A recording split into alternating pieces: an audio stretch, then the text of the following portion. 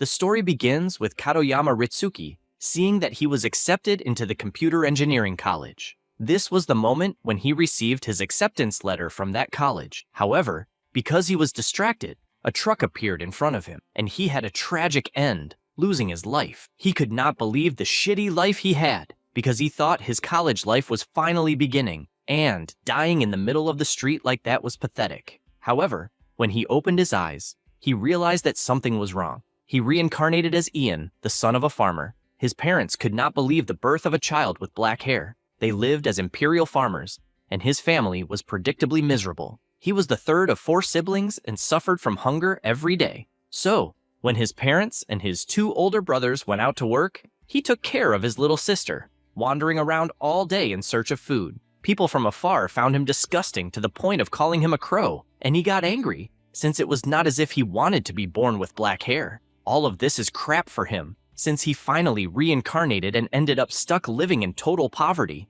Only then does he notice something strange, since a system screen is in front of him, showing his name. He realizes that a status window has finally appeared, and the system prepares to say what he really is, but he becomes completely frustrated when he reads that he is a nobody. He does not even get excited anymore, since, even with a system screen appearing, it is not as if he can do anything, since he works himself to death in the fields every day, but is still drowning in debt, with nothing to show for it. He is only following in his parents' footsteps. Unfortunately, he cannot even dream of being anything other than a peasant, and is aware that he has no chance to learn anything new. Even imagining that he could be a warrior or a painter, he knows he would do anything very well, as long as he studied. Thinking about all of this leaves him frustrated, not knowing if there is any place that would simply take care of him. After all these thoughts, he notices that his sister is drooling over the fish he is holding, so he gives her the piece,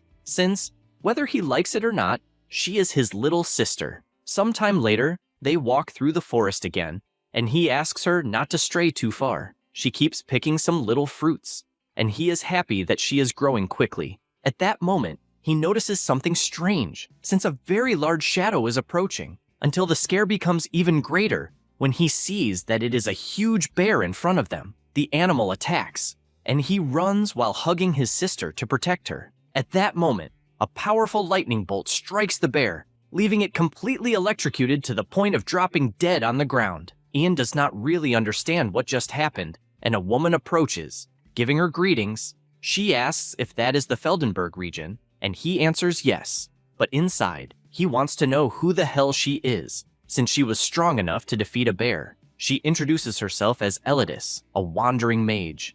Ian is surprised to hear this, since mages are incredible people. They are powerful beings who appear on the battlefield wielding brilliant abilities and immense destructive power. However, he has no idea why someone like her would be in that backwater place. Elidis reveals that she is looking for the black-haired boy who lives in town and asks if, by any chance, there are any other black-haired boys besides him. The MC answers no, since he is the only one. She says that it is probably him. That is because an old man told her to find a black-haired boy who lives in the Feldenberg region and make him her disciple, since good things would happen. She remembers that request and analyzes that, indeed, the boy is a mixture of curiosity and fear and has a very vivid aura. She laughs, since she did not imagine she would find Ian so quickly. He does not understand, since, as far as he knows, all mages are eccentric and terrible, but she seems to be kind. Besides, the lightning power he witnessed was incredible, because it annihilated a bear instantly. He calls her attention and asks about the magic she used on the animal. She likes seeing him interested in it, and the MC admits that, at first, he thought it would be scary, but seeing it in person was incredible. Elidis says it is not that big of a deal, since anyone can master it. He thinks about this and asks if, by any chance, he could learn to use magic too. She smiles and answers yes, because he would definitely be able to do it if he found a good master, and thus he would become a powerful mage. Elidis gets straight to the point and says that she can teach him, and because of that, she wants to know if he wishes to become her disciple. He knows that this may be the chance to change his life, because it is a path beyond being a peasant. Without thinking too much, he takes her hand, saying that it will be an honor. He goes to her house sometime later, and Elidis throws a book in front of him, since he will need to study a lot. It is about Meronius, the fundamental foundation of magic. Before that, she went to the MC's house to ask his parents for permission, and since both his parents and the lord of the city allowed it, she is ready to teach. He shouts that he is ready to give it his all, and his studies begin with the knowledge percentage starting at 1%. Much later, it rises to 27%, and after several books, reaches 53%. After long hours of studying, his progress reaches 100%, and the ability to perfectly use magical language is obtained. With that, we have a 7-year and a time skip to the future, and his teacher says that this moment marks the end of his theoretical studies. He thanks her since he is excited for the next step. Ian is a novice mage who possesses the magical language ability, which is the capacity to manipulate magical languages. They go to a mountainous region, and the MC begins to scream desperately, falling from the sky. Elatus looks excited about his performance, but all Ian can do is scream desperately since he is going too fast.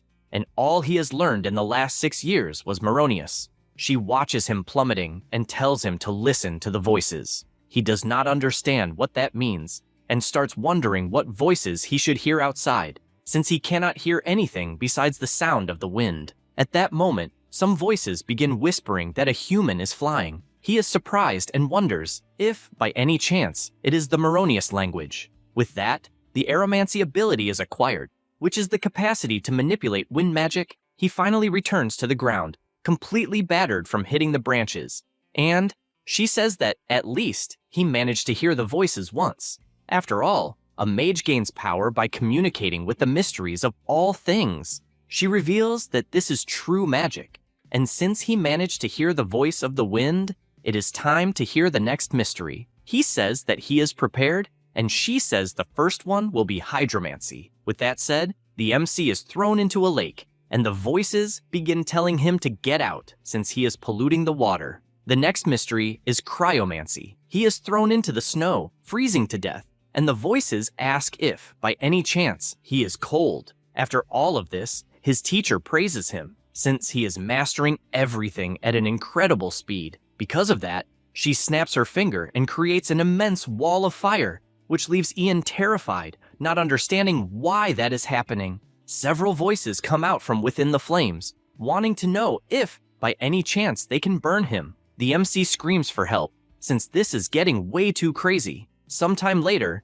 he enters a cave and says that he has finally reached the last one, which is geomancy. The voices from inside say that something flows, and that it cannot be said to flow simply because it does not move. Ian cannot understand what the hell they are saying, and believes that maybe he does not have enough affinity with geomancy and will need more training in other areas. At that moment, his system appears in front of him, telling him that he gained a bonus, which was skill points. He must use the points to increase his magical proficiency. He thinks this is incredible, since, from the looks of it, he really is an overpowered player in that world. He decides that he will use the points to raise the level of geomancy, because he cannot understand a single word of the mysteries. When he does this, a strong glow emerges from the system, and the voices say again that lava flows beneath that ground. It erupts when the earth trembles, so he must be careful. He finally understands at least a little, and decides to return to tell his master that he heard the voice of the earth. With one of his skills, he sets his torch on fire, but the voice complains, since it hates light. The MC notices that it is a different sound and asks if it is the earth that is there. The voice answers that it is not, since in fact, it is death. Sometime later, late at night, Elatus is reading a letter as she was summoned to attend the next council of pyromancers. At that moment, the MC appears, coming out of the cave, and she is happy to see him well, since he probably succeeded. Ian answers yes, and explains that he properly learned shadow magic from the darkness. However, she is startled and cannot believe that the voice he heard, which was shy and reserved, was actually darkness. This makes her fall silent, and the MC asks if everything is all right. She says it is time to descend the mountain, and he simply wants to know where they will go now. Elatus says that is not what she meant, since in fact, this is where they will need to part ways. She tells him to go to Chronoleak to participate in the Council of Space-Time Mages, because if he is destined to learn space-time magic, he will definitely find a mage there. The MC does not understand what the hell she means by all of this, and she starts laughing while running her hand through his hair. After all, she can conclude that Ian has an innate affinity with mystery, and if her intuition is correct, he will eventually be able to command time itself. That said, she says goodbye and tells him they will meet again in 3 years in the city of Dranheim. With that, morning arrives, and the city is bustling, with several merchants announcing their products. The MC starts walking through the streets, imagining that he needs to find the so-called Council of Space-Time Mages, but admits that it was too sudden, even coming from his master. At that moment, a man shouts, wanting to know if anyone is going north, as he is looking for travel companions. He reflects that, as far as he knows, that council will also be held in the north, and since he has nothing else to do, the only option is to go take a look. The whole group camps along the way, and the old man asks the MC if this is his first time traveling north. He answers yes, since some business came up suddenly. Leek comments that, if that is the case, he probably does not know about Dragon Mountain. He explains that real dragons appeared on that mountain and are extremely powerful. That said, he asks if he is good at fighting or dodging. Ian answers that he is not very good at either of the two. Leek finds that sad and asks what his job is. The MC does not really know what to say and answers that, actually, he is a mage. The old man stands up, startled, and asks if that is true. A nearby girl observes the commotion, and 2 of the guards are also surprised to see that there is a mage there. Ian does not really understand and asks if there is any problem and what that tension in the air is all about. Leek answers that there is no problem at all and even offers to get a second portion of food for the boy. Ian says there is no need, but the old man goes anyway. Part of the group starts laughing, thinking it is impossible for someone so weak-looking to be a mage, and they believe that if he really is a mage, then any stray dog can be one too. At that moment, the girl goes up to him and comments that if he really is a mage, he should put the soldiers in their place so they do not disrespect him again. He asks why he would do that, and she answers that mercenaries will look down on anyone who seems quiet, and, for that reason, he needs to show power to scare them. That way the guys will protect him no matter what happens. Ian thinks about this, and reflects that he does not really know what to do, since he has never been the type to get angry before. However, a guy spits on Ian's plate and starts cleaning it with that spit. This makes him extremely furious, since he cannot believe such an absurd thing. At that moment, the guy starts shouting, asking if there is an earthquake happening, but when he looks forward, he sees the MC with a terrifying expression, wanting to know why the hell he spat on his plate. The man does not know what to answer and kneels, apologizing, since he was only trying to polish the plate.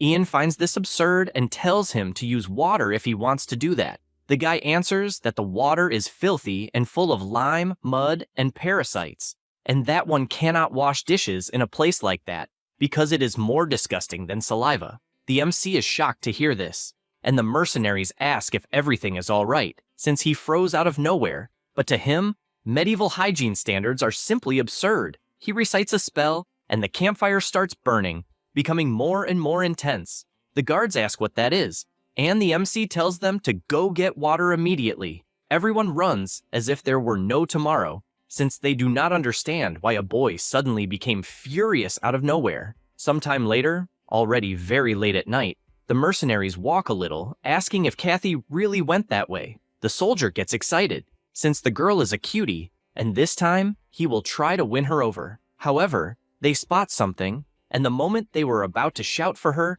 they find something strange, since the girl is unconscious on a guy's shoulder. They immediately shout, wanting to know who they are, but one of them takes an arrow to the chest and falls to the ground, already dead. Because of this, all the others advance without any fear. Amid this noise, the girl wakes up and immediately bites the guy's arm, making him drop her to the ground. She feels that she has no strength, but even so, she tries to run away while the group shouts to capture the target. Meanwhile, the MC is sleeping peacefully, but he cannot stop having nightmares about that saliva. At that moment, a voice passes through his head, warning that the humans are coming, and he wakes up startled. He tries to understand what presence that is, until the merchant appears in his tent, shouting that they are in trouble. Outside, the battle continues frenetically among the mercenaries, and many are defeated with ease.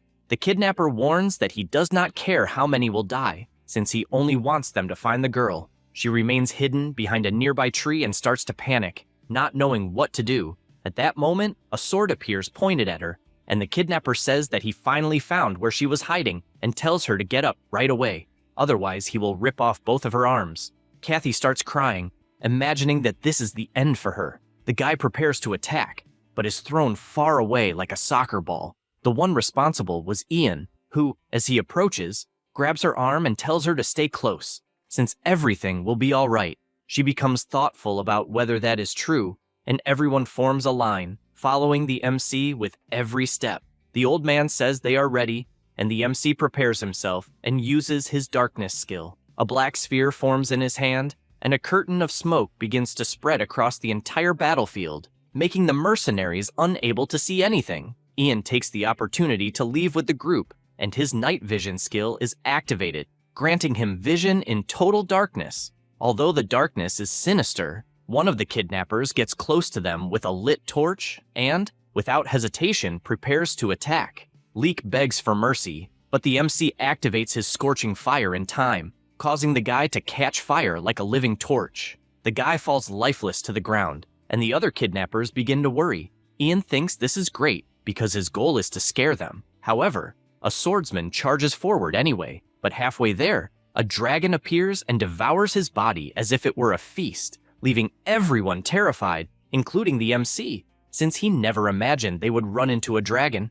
The kidnappers remain paralyzed for a moment, but soon begin running to save themselves. Meanwhile, the merchants group cannot move because of how scared they are. The MC knows the situation is bad, and, facing such a huge dragon, believes he will die if things continue like this. At that moment, the system notifies him that he has witnessed a primordial mystery. He does not understand what that means, or whether the dragon is perhaps a summon. Only after thinking for a while does he conclude that perhaps the dragon is also a mystery, just like when he heard the voices in the air, water, and snow. Even while trembling, he decides to try something and calls the dragon Drake. The people do not understand why he said that, and to make things worse, the dragon roars even louder. He tries to calm himself, since he knows he can do it. After all, the mysteries have never disappointed him before. With that in mind, he gathers his courage and shouts that he is his friend, and friends do not hurt each other. The dragon makes a sound, and one of the guys asks what the beast could be saying, but the old man tells him to shut up, since the team's mage must know what he is doing. Ian remains indifferent, but inside, he is panicking, since he no longer knows what he is doing. The system appears, saying that there are points available to level up a skill. He knows that, in that situation, it is better to put all the points into summoning, and he does so without hesitation. After the skill is increased, he finally manages to hear the dragon say something, and because of that, he asks once again what he said. Drake, being extremely large, answers by shouting that he will listen to what he has to say. Ian finds this incredible, and says that he has no intention of fighting. The dragon responds that it is absurd for a mere human to fight against him. The MC agrees, since he would obviously lose, because someone so grand would not benefit from wasting time on mere creatures. Drake asks if, by any chance, they are begging for their lives. Meanwhile, the people wonder whether Ian is communicating through telepathy or something like that. In the end, the dragon agrees, since killing mere insects would be a boring task. The MC feels relieved because it worked, but he becomes desperate when the dragon starts shouting again that he is in a bad mood at that exact moment. Everyone panics, imagining that this is the end, and the MC also becomes worried, since he no longer knows what he can do. From what he understands, he is basically being ordered around, and he does not see much choice other than facing this giant head-on. With that in mind, he asks why he is in such a bad mood. Drake becomes indignant and asks why the hell he should tell anything to a mere human. Ian answers that he simply imagined he might be able to help with something. This only makes the dragon even angrier, since he finds it outrageous that an arrogant brat would think he could do anything about it. He recites some spell, and a strong wind begins to arise from several directions. This also catches the dragon's attention, since Ian becomes surrounded by several mysteries. Drake admits that he finds this quite interesting, and the MC says that he is nothing more than a humble mage seeking various mysteries, and that is why he wishes to offer a little help. After saying that, He imagines that the negotiations can now begin. Time passes during that long night, and he realizes that at least the monster's bloodlust has disappeared. This relieves him, since at least it seems like he is out of immediate danger. But he cannot relax, since he needs to show what he can do, because such an imposing creature must not have many needs, and he also cannot make any strange demand. Only then does a memory pass through his mind. His former master said that one cannot use magic without communicating with the mysteries, and this is because the relationship built with them is vital. Whether as friends or subordinates, each mystery is different, so it is essential for a mage to understand their feelings. He finally understands what that means, since the most important thing for a mage is social wisdom, and that is why he will try to lead the dragon through conversation. The first thing he does is call his system, since it is multi-purpose, and he is soon surprised, since the first notification is about how to master the summoning arts through Demonite. He realizes that this is exactly what he was looking for and decides to see what it is about. First, he must give them an incredibly good drink.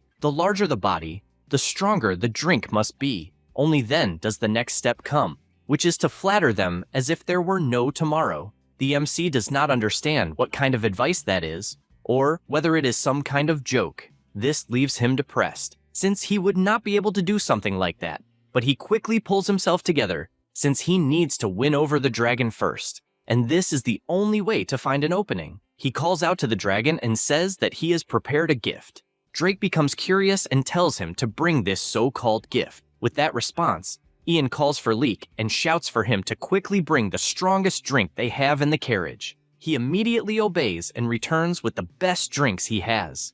The dragon says he found the gift quite pathetic, since the bottles are far too small. Ian knows that, in the human world, the smaller the quantity, the more expensive the product is. So, confidently, he fills a glass and hands over the drink.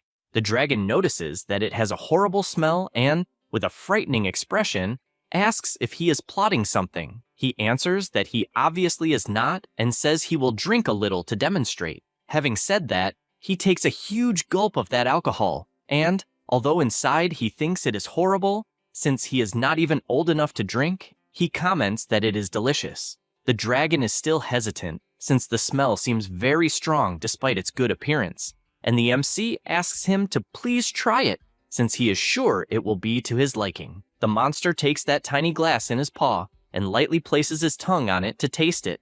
Everyone begins to pray, since their lives depend on it, and soon the monster makes a pleased face. Ian asks how it is, and he answers that it is not exactly delicious, but for some reason, he finds it addictive. The MC sees an opportunity there, and charismatically, asks him to try the other drinks. The dragon agrees, and after a good while drinking, he appears drunk like an alcoholic, admitting that he found this thing called alcohol very good. The MC feels relieved that it worked in a way, but he cannot believe that he has already drunk 7 barrels and still has not passed out, and he concludes that this dragon is definitely incredible. He decides to drink a little too, even though there is no alcohol left in the wagon, until he gets startled when the dragon comments that he had asked why he was in a bad mood.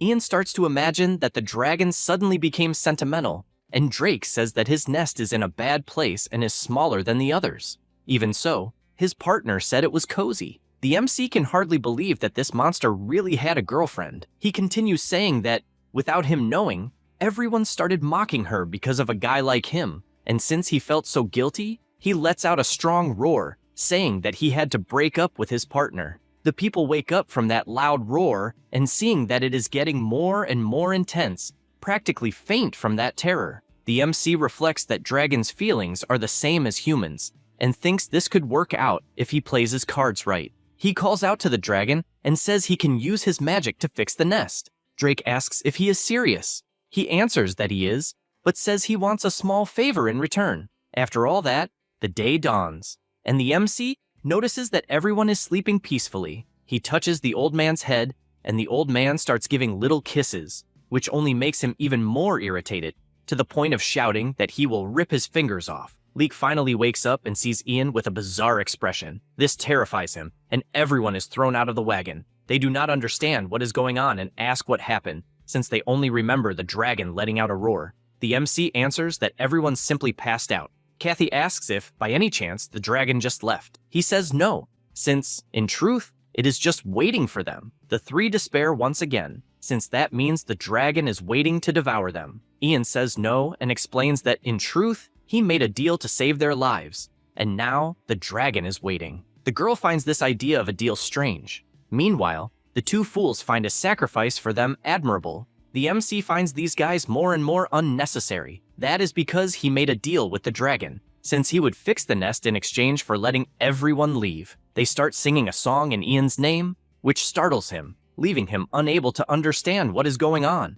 The song begins with everyone's soul, and that was when a powerful dragon appeared, letting out a strong roar. However, the MC scolds him and finally puts the monster on its knees on the ground. That is the song they all sang with emotion. In addition, they state that from that moment on, they will be one in body and soul with the great mage, whom they will protect with their own lives. The MC does not understand what the hell these guys are talking about and warns them to get ready to leave and not to follow him. They tell him not to worry, since now they are two halves of the same soul. The old man asks them to get ready to do the countdown, and Kathy, seeing their distraction, takes the chance to leave. Sometime later, Ian finally arrives at the dragon's nest. He looks surprised, but the dragon shouts that he should not give up. Since he has a suspicious look, he tells him not to worry, since he is not giving up, and all he is thinking is that he is exhausted, and using Maronius is taking its toll, because his stamina is at rock bottom. He asks to finish it quickly, since he wants to rest,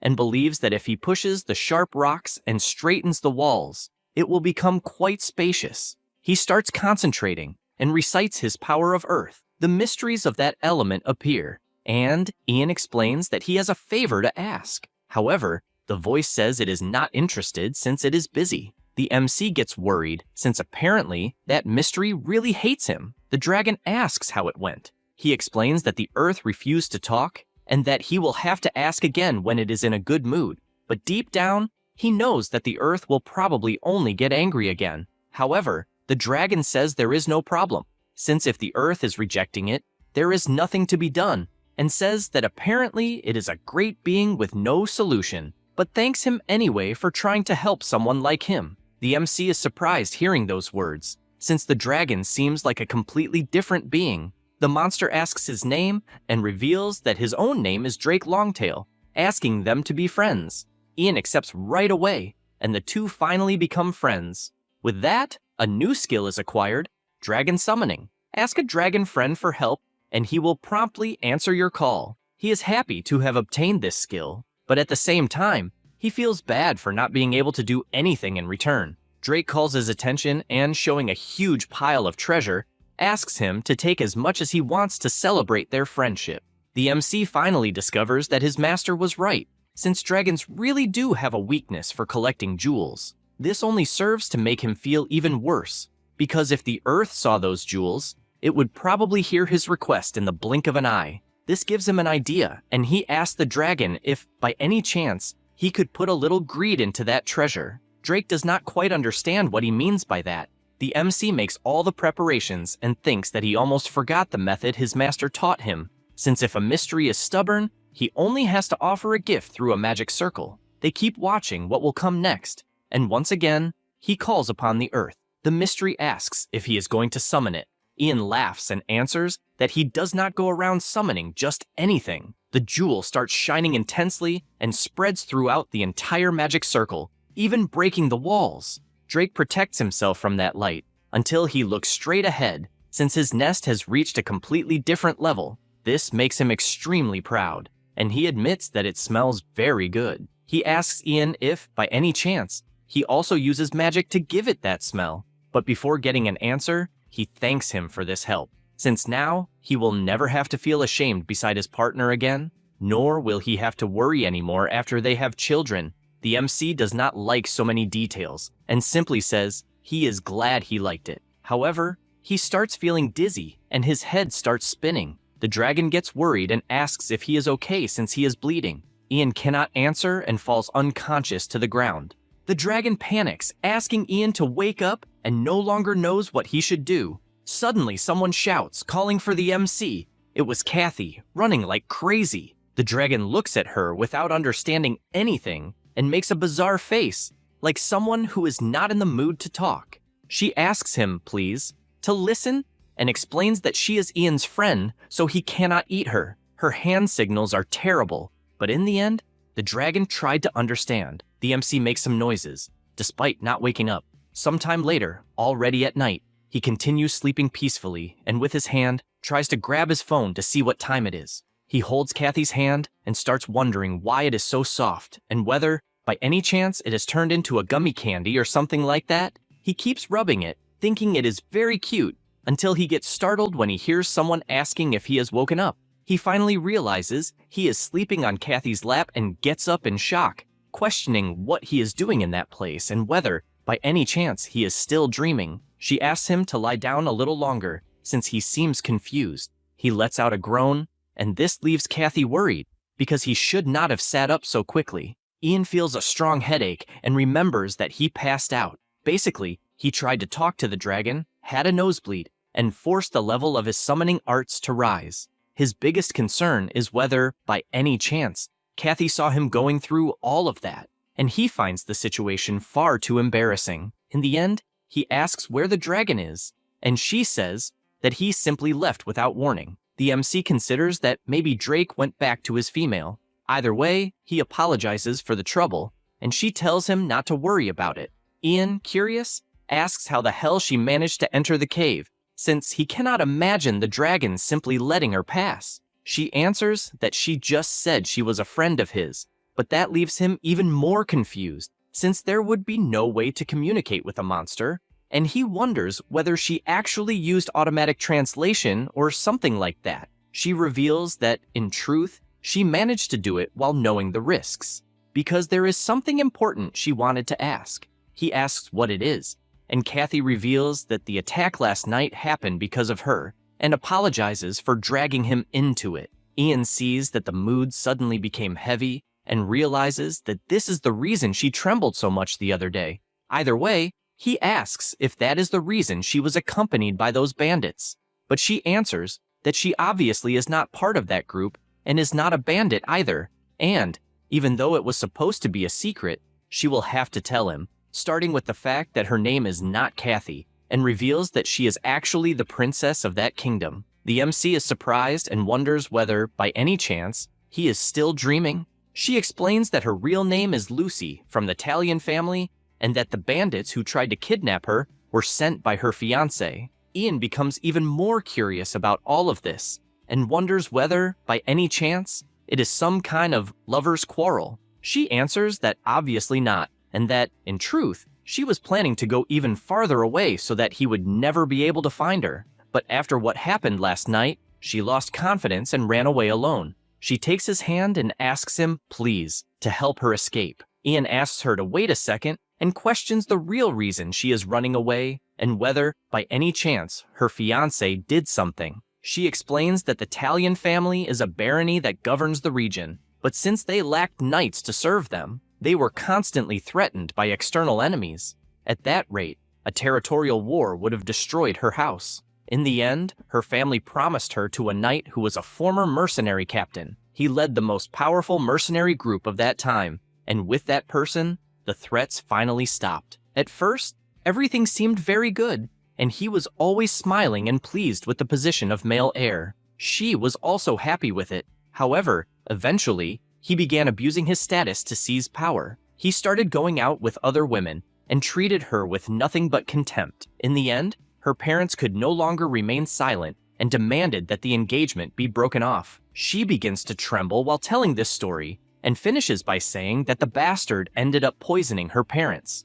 Ian thinks this is absurd, and Lucy, crying a lot, says that the guy poisoned them to keep them quiet because he knew he would lose his power if the engagement were canceled. Ian thinks this is awful since the guy is definitely a piece of trash. She explains that no matter how much her fiancé swings a sword, if he did not marry her, he would remain nothing more than a commoner and would not be able to inherit the Italian name or her parents' fortune. That is why she ran away with the help of some servants, because she would rather die than marry that man. She knows that he will continue this pursuit to guarantee the marriage, and for that reason, she asks once again, pleas for him to help her escape safely. The MC realizes that the situation is delicate because he understands how hard it is to deal with this alone, and poisoning his own in-laws just for power is absurd. And now, she is being hunted by her own fiancé. He concludes that, in the end, he will never understand how medieval nobles think. Lucy begs once again for the honor of the Italian family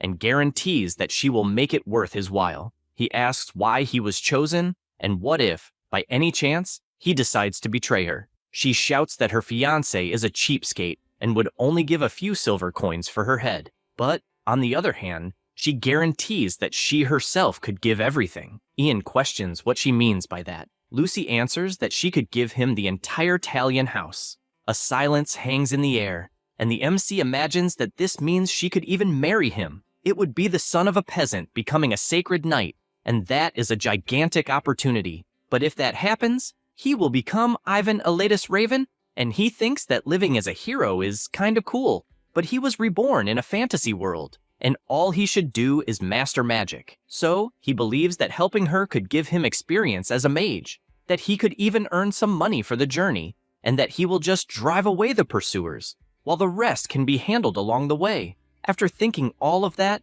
he tells her to ask a swordsman for that kind of help, since mages, in truth, are not exactly frontline warriors. She, crying, says she understands. However, Ian says that if he is paid, the story changes, and then he can help her escape. She sees a light at the end of the tunnel and starts crying even more. The MC questions why she suddenly started crying, and whether, by any chance, he said something wrong, since he only said he would help. Lucy grabs his hand and thanks him from the bottom of her heart, while also leaning against his chest to cry. He realizes that her situation is worse than he imagined, but is glad that he can help in some way. Meanwhile, somewhere else, under a scorching sun, Drake is enjoying the breeze with the greatest happiness in the world, until he looks to the side and sees that Ian has finally woken up. He asks how he is feeling, and the MC says he is fine, despite everything. Then he says he will go down the mountain because the others are waiting, but thanks him for the gifts he received. The dragon says it was nothing, and even offers to give him a ride to the place. He thanks him for the help, and Lucy keeps trying to understand what is going on. The dragon shouts for the princess to climb on too, but she only gets scared because she understands nothing but powerful roars. Ian tells him not to be rude, and she explains that she has no idea what they are talking about.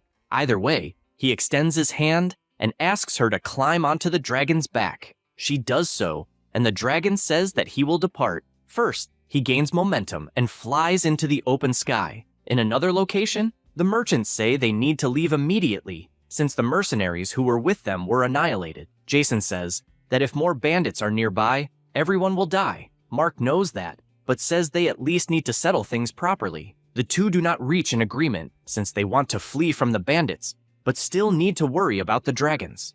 They turn to Master Leek, since they want to know his opinion. The old man remains silent for a moment, opens his eyes, and replies that they should wait for the MC. Jason thinks this is ridiculous, but Mark thinks it is a good idea. After all, they should follow the master's orders. Leek is aware that Ian is someone who defeated a dragon and is definitely not dead. He just had some problem that delayed him. 10 minutes earlier, they are held captive since they were attacked by bandits. The leader orders them to stop whining and guarantees that he will finish them off if they keep going like that. They order them to hand over the woman immediately. Leek asks what woman he is talking about, and the one-eyed man tells him not to play dumb, since he is referring to the beautiful woman with bluish-black hair who was with them. The group thinks about what he could be talking about and comes to the conclusion that they are referring to Kathy. They look back, but realize that the girl simply is no longer with them. The bandit realizes that the three of them are nothing but useless, and they panic, begging for help. A tremor happens at that very moment, and the bandits question what it could be. The merchants cry tears of joy since they are finally safe, because the dragon is appearing, running in their direction, and on its back is the MC along with Lucy. The bandit realizes that the woman they are looking for is the one on the dragon, but they ask if they are seeing it right, since she is riding a fucking colossal dragon. The bandit cannot believe such an absurd thing and orders everyone to flee immediately. Leek says he is happy to see that Lucy was with the MC, since otherwise the bastards would have done something terrible to her. Jason, curious, asks how the men knew about her. Mark agrees, since they were looking specifically for her and must be fellow followers of the Church of the Celestial God. And if so, that is sick. The MC thinks about the Church of the Celestial God, since it had been a long time since he had heard that name. The dominant religion in this world is the Church of the Celestial God.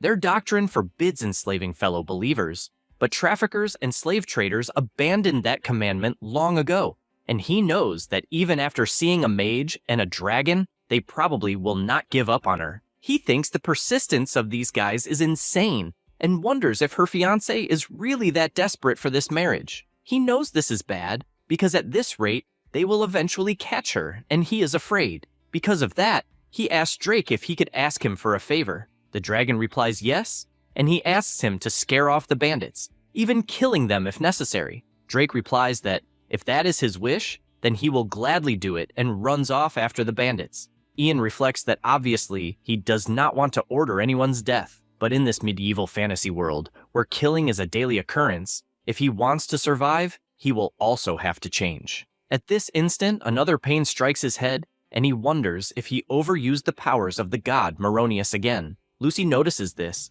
and tries to understand what is happening, but Ian assures her that he is fine. She clings to his arm, since she does not really believe that, and the old man immediately notices that there is a mood forming in the air and says that the two of them seem very close. Sometime later, they resume their journey, and the MC hears a sound. It was his system notifying him that his dragon had eliminated a human. He notices that 11 have already been eliminated and finds it convenient that the summoning arts give him automatic reports, although he thinks it is a shame he cannot summon him right in front of him.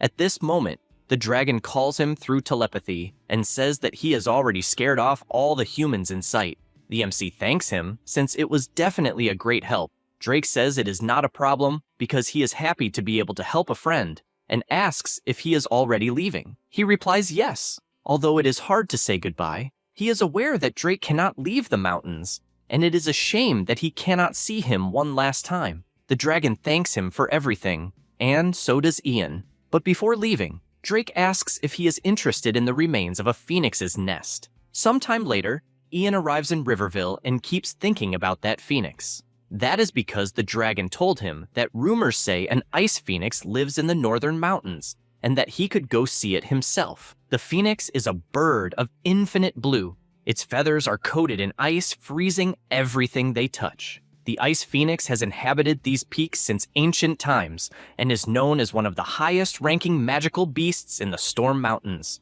He wonders if he could make a phoenix his summon. At this instant, the trio calls out to him, and the merchant says they are leaving to meet the Lord of the Fief, and, because of that, want to know if he would like to accompany them. Ian assumes that, for Lucy to escape safely, it is probably better that she does not draw the attention of high-ranking nobles. Jason calls out to Kathy, since he does not know her real name yet, and asks her to accompany them too. She does not quite know what to say, and only then does Ian hug her and say that they will rest at an inn before leaving. The group becomes extremely embarrassed by such intimacy, and she also feels embarrassed, but says she agrees, since she is a little tired. Leek watches from afar, and is happy for correctly assuming that the two of them are actually together. After everyone leaves, Lucy comments that, in fact, pretending to be his girlfriend makes things easier, since it keeps the idiots away. He wonders if that is really the case, especially because he is nothing more than a commoner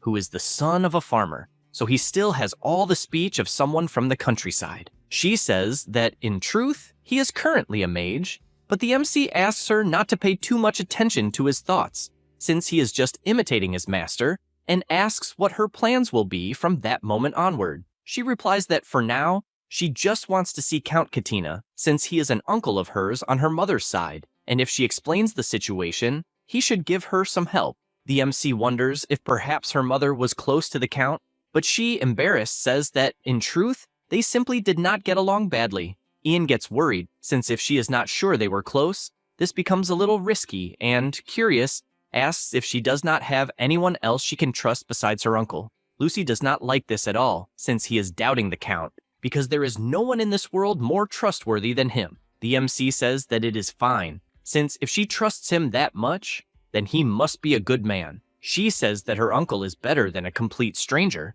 since anyone else would only try to marry her for her status. But she drops a hint, saying that if a grand mage like him happened to propose, the story would be different. Ian realizes that she has already started talking nonsense and warns that their contract ends as soon as they find the Count. She thinks he is being a little cold. After all, a noblewoman is offering marriage. The MC replies that there are many other women in the world, and that only makes the girl even angrier and jealous. Because of that, she leaves irritated, saying that he is the worst. Sometime later, the two arrive at an inn, and Ian says he wants to stay for a few nights, and that they will also need to take a bath. He hands over a bag of money, thinking it will be enough, and the receptionist replies that it is more than enough, and that she will even prepare the room immediately. Then she points at Lucy, asking if she will also take a bath. She becomes extremely embarrassed, and says she is fine the way she is. The MC, not understanding anything,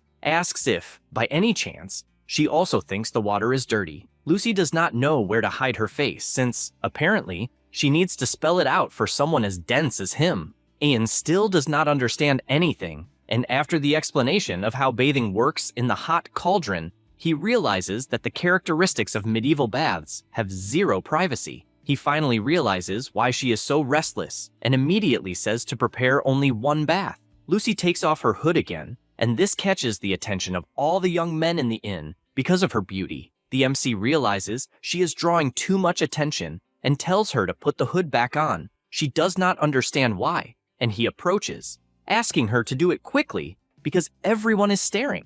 Lucy finds this irritating, but the guys really do not stop eyeing her. At dusk, still at the inn, the guys comment on whether they saw the girl from earlier, since it is the first time they have seen such a beautiful young woman, and they think it is pathetic that she is accompanied by a weak and scrawny guy. They wonder if, by any chance, they should take her to have a little fun, and since they did not seem to be planning to stay at the inn for long, they decide that they will grab her at that exact moment. After that, at the Lord's castle, the Baron tells them to work hard, guaranteeing that he will not cause trouble. Leek thanks him for that, and, from what he heard, if he wins the Baron's favor, he might be able to get a place to stay in that castle. Only then does he get the idea to mention the MC and says he has something he would like to tell him. Kartz asks what it is, and the old man explains that it is actually a secret, but since he admires the Lord so much and could not keep it to himself anymore, he decided to tell him. The Baron finds this feeling admirable and becomes even more intrigued. Leek explains that they actually met a mage during their travels and starts explaining all the events that occurred during the journey with the MC. Basically, it was a summarized version of how Ian tamed a dragon. However, even after telling all that, he says it is too early to be impressed. That is because the MC is currently staying at an inn in that city. The Baron is startled and asks if that is true. That is bad, because if an unpredictable mage loses his patience, he could even release the dragon in the city, and that would be total chaos without precedent. He knows things can still get worse because, at that moment, inside the city, there is already a group of lunatics, the Knights of Santiago. They are driven by devotion to serving God, take up their weapons like monks and martial artists, and scour the land in search of demons and monsters instead of fighting in wars. Basically, they are self-proclaimed protectors of humanity. So, if the Order of the Knights of Santiago crosses paths with a dragon-taming mage, he panics just thinking about it, and because of that, he calls for his butler, who immediately appears to attend him. He tells him to prepare a room for Leek, and then to summon the Knights of Santiago without delay. After all, he decided it would be easier to talk to the knights than to a lunatic mage. Meanwhile, at the inn, the MC continues eating with Lucy, and one of the guests asks the attendant if the food is ever going to be ready. She says she will prepare it immediately, but she is upset because she has not even managed to fill the bathtub yet. Ian hears this and says he will take care of it, since he is the one who needs to take the bath. She says it is fine, even though she does not want to interrupt his meal. The MC tells Lucy to go up to the room as soon as she finishes eating. She continues tasting her meal, and the guys are already obsessively watching her. After the meal, Lucy goes up toward the room and continues walking alone. At that moment, a guy grabs her arm and asks if, by any chance, she is the companion of a black-haired knight who left. She gets scared since she has no idea who the guy is. He explains that he is just a messenger for the MC and shows that he was hired to take her to the docks immediately. Lucy is suspicious of this, since Ian should be taking a bath, and he tries to convince her by saying that something happened and that he had to use the bath in the courtyard. She panics, wondering if, by any chance, the bandits from before followed them to the city, and the guy begs her to hurry because there is not much time. She says it is fine and starts following him. After they arrive outside, she notices something strange and sees that Ian is there, but not in the place she was told. At that instant, the guy appears behind her, ready to capture her. But before that happens, she lets out a loud scream that catches the MC's attention. He looks back, since he knows that voice belongs to Lucy, and at that instant, another guy appears and attacks him. However, he dodges as if it were nothing, and the lunatic, all clumsy, trips over his own foot and falls like a dazed cockroach. He believes these guys were not sent by Lucy's fiancé. More men appear carrying a sack, and the MC knows something is wrong. But before he can do anything, a guy appears blocking the way. He thinks this is a pain. A gust of wind begins to appear in the area, and the guy tries to understand what the hell it is.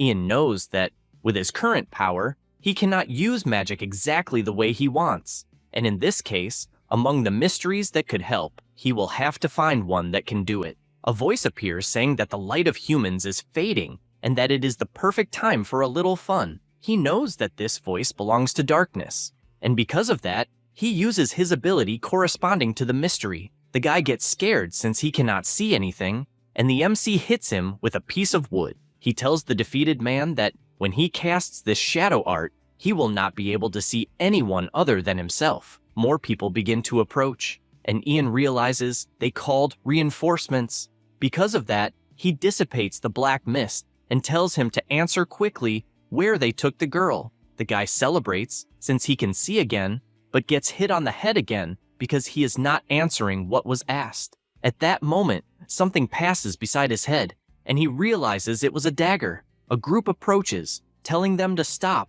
and asks if the darkness was his. This is the group of Holy Knights of Santiago. The MC says it was the mage who summoned the darkness they witnessed. The old man stays quiet for a moment, and Ian realizes that this guy's bloodlust is insane and has no idea who he is. The guy on the ground starts begging to be saved and shouts that the crazy mage tried to kill him for no reason at all. The MC becomes even more furious at this nonsense, and the old man says he understands and that if it was indeed done by a mage, then it becomes completely possible. Ian does not understand what he means by completely possible. The old man replies that mages are like that. They are beings who do whatever they want. Ian becomes furious at this absurdity and has no idea what the hell these guys think about mages. Because of that, he shouts, saying that the son of a bitch attacked him first, and that, obviously, he would not attack someone for no reason at all. The atmosphere becomes heavy because of that shout, and he thinks it sucks that he lost his temper and raised his voice, because things are going to get worse. However, Elder bursts out laughing and says the boy really does have a sharp tongue, and that means he has plenty of personality for a mage. He gets confused by this since, apparently, the common sense of this world is that having a foul mouth is proof of being skilled. However, one of the warriors warns that this does not mean he can use evil magic. Ian does not understand what he means by evil magic. The man emphasizes that the black mist is unacceptable, as it is an act of turning one's back on the sun, the eye of the heavens. In short, hiding in darkness is an act of cowardice. The MC tries to understand their logic that darkness is cowardly because it rejects the sun. They are using religious metaphors, and because of that, he concludes that they must be followers of the church. He carefully thinks about what he is going to say and asks whether, by any chance, the law of heaven is not that day and night coexist. If the will of heaven resides in light, then he wants to know why night even exists.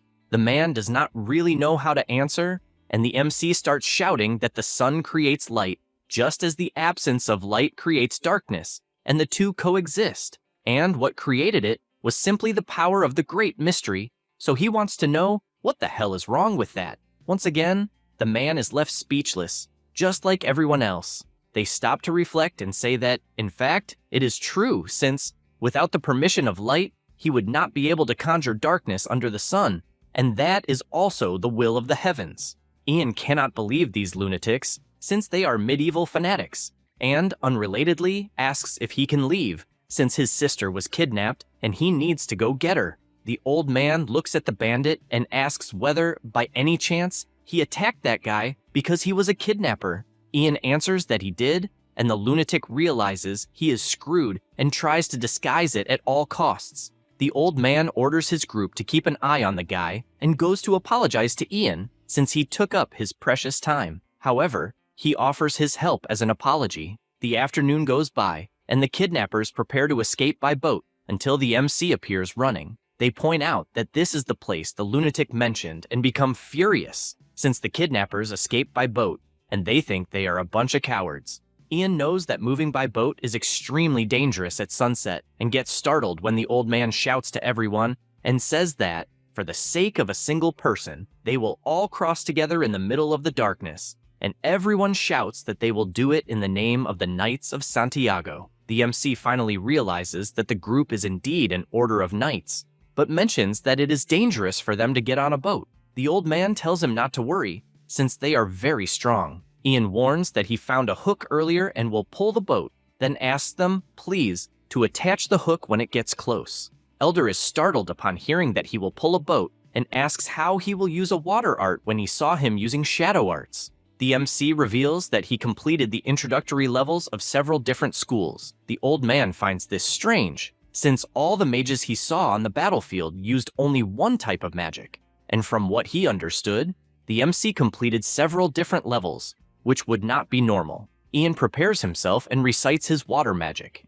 which begins to open a path, splitting the waters. The old man is surprised, since what he is witnessing goes far beyond the water arts he saw on the battlefield. The kidnappers notice that the water is moving, and, when they look back, they are startled because a tsunami is about to hit them. With everything resolved, the boat returns to the shore, and the knights capture the kidnappers. At that moment, Lucy runs to the MC, completely terrified. The old man, seeing this atmosphere, asks what he is doing, since his sister started crying. He gets irritated by this, but tells her not to worry, that everything will be fine. She thanks him for everything, and Ian realizes he made it just in time, because he ran out of energy and definitely needs to return to the inn to take a bath. However, in the city, several knights arrive, and everyone must return to their lodgings, because Bernard, the eldest son of the Lord, was present. In short, the MC was about to discover that, in that world, taking a peaceful bath is a luxury that is never allowed. The knight notices the smoke and already believes that there was definitely a battle. He imagines that the tremors the Lord predicted really did come true and thinks this is bad, since it was already a headache to have to drag the spoiled young master along. He sighs, worried about this outcome. Meanwhile, the MC tries to take a bath, and the group of Knights of Santiago insists on helping wash his back. At that moment, Bernard appears running, asking what happened, and the MC answers that the smoke is from his bath. The two cannot believe they ran because of a bath, and find something like that outdoors strange, since the citizens of the Empire rarely bathe unless it is a special occasion. Besides that, the surroundings are completely destroyed, and because of that, they conclude that there is more going on.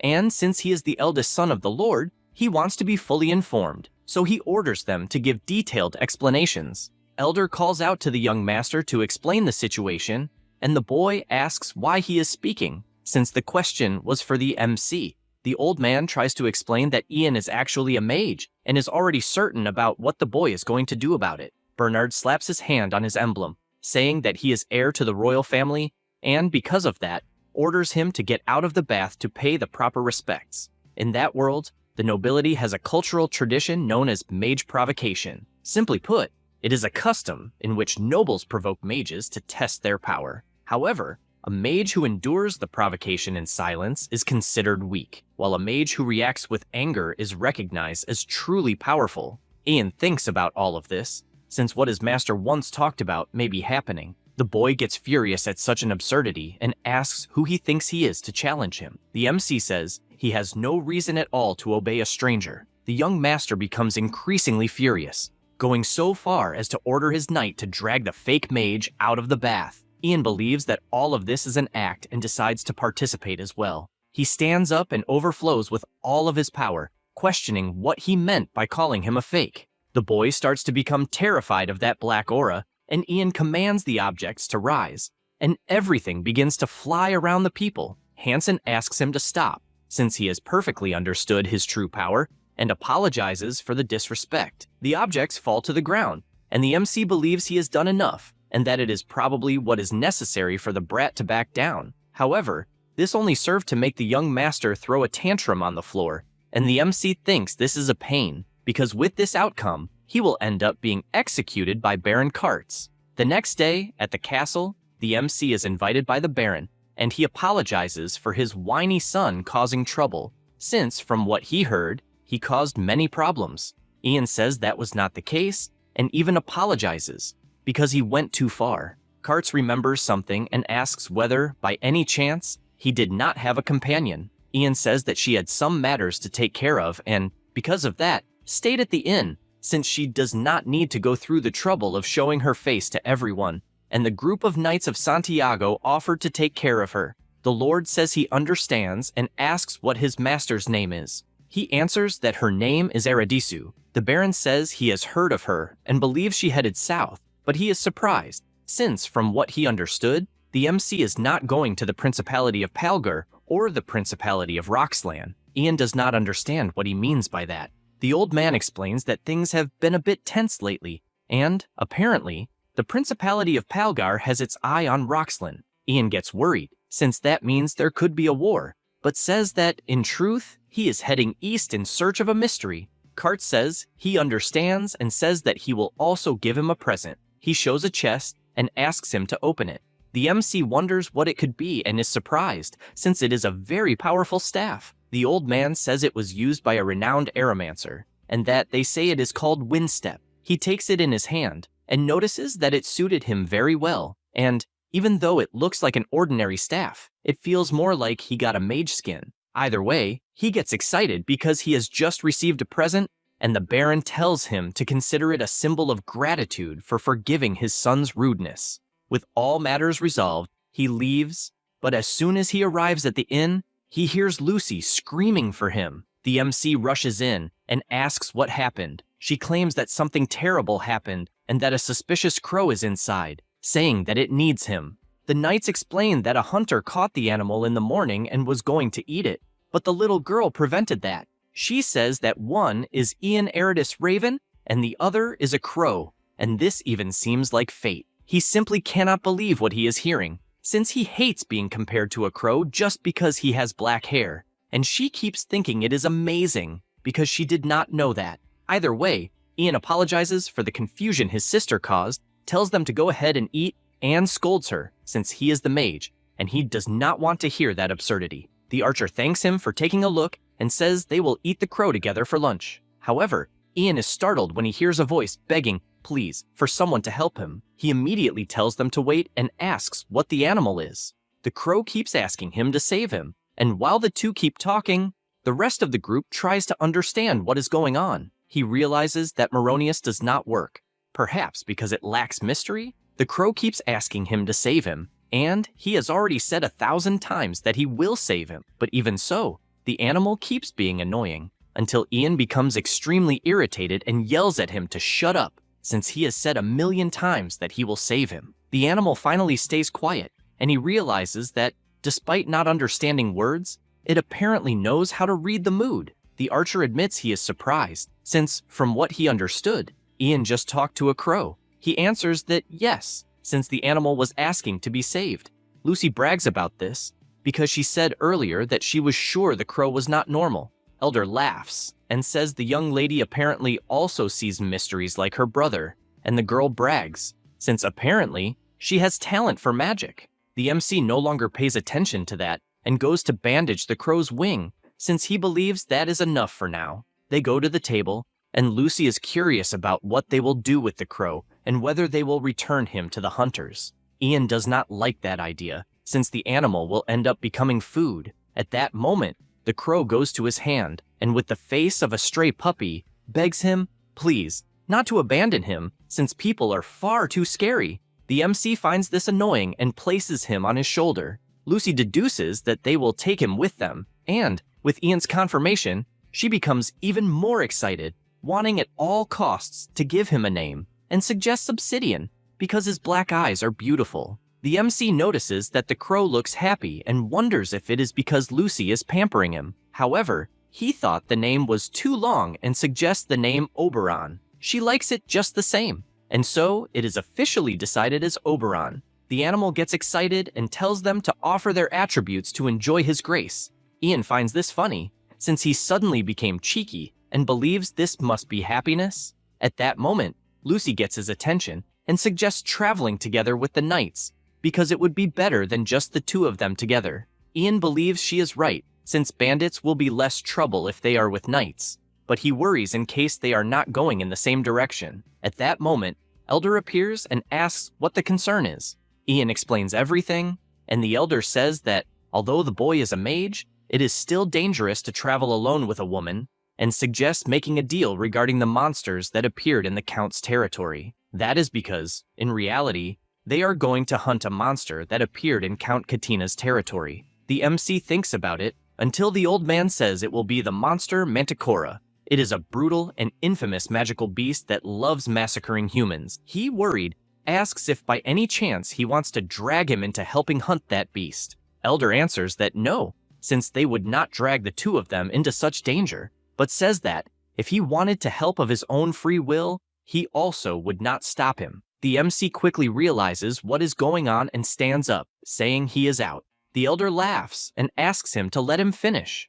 After all, what he wants to ask is not for him to help with the hunt. In truth, they are an order of knights founded by the church. But when they mentioned that they were going to hunt the Manticora, he heard that the priests in the Count's territory practically forced a mage to help, and he believes that mage must have become very irritated.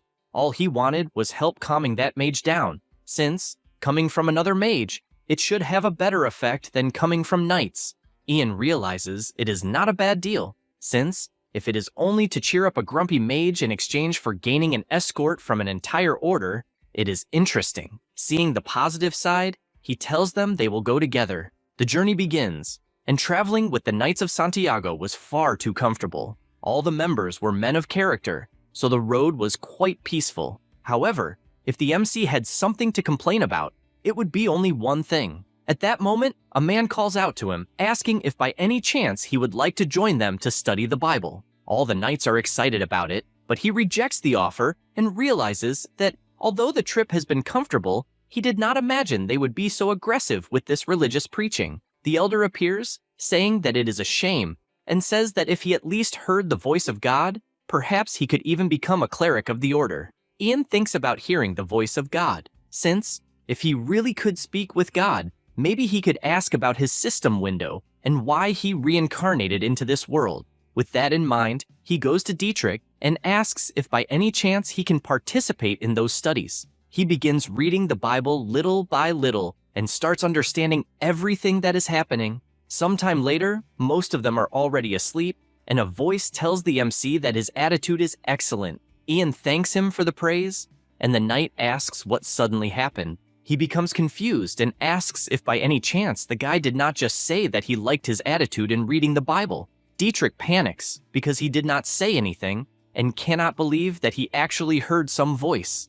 The MC swears that someone spoke to him and stops to think whether the voice might not be human. Just thinking that makes the voice appear again, merely laughing, and it says that perhaps it is a being that cannot be called human. The MC points upward and asks if by any chance it is a god. The voice only says, probably. He does not fully understand whether it is true or not, but even so, he asks what the hell the system window is and why he reincarnated into this world. The voice only laughs, and he tells it to answer already. At that instant, a strong wind passes through his body, and everything becomes calm afterwards. Ian says he cannot believe this, and, depressed, says that damn voice went away. This leaves him extremely furious, and he starts shouting for God to come back right away, or things will get bad. Dietrich tries to calm him down, but the MC is going crazy, shouting for him to come down already, or he will lose his patience.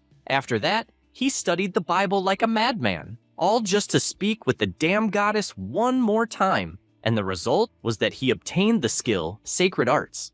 a skill to converse with the gracious, noble, sacred, and beautiful absolute being of this world, and the system notifies him that he did a good job. The MC realizes it appeared very quickly. The system asks him, please, to show interest in God by studying more and understanding more, and the more interest he shows, the happier the goddess will become, since she is the gracious, noble, sacred, and beautiful ruler of this world. Ian begins to get irritated, unable to believe this skill that the goddess gave him, and wonders if the author, calling herself a goddess, threw him into this world just to watch from above and laugh. He thinks this is crap, since he wants to ask her directly, but his level of sacred arts is still far too low. He realizes there is not much he can do, since he will have to find more mysteries, gather more points, and, in the end, strengthen his sacred arts.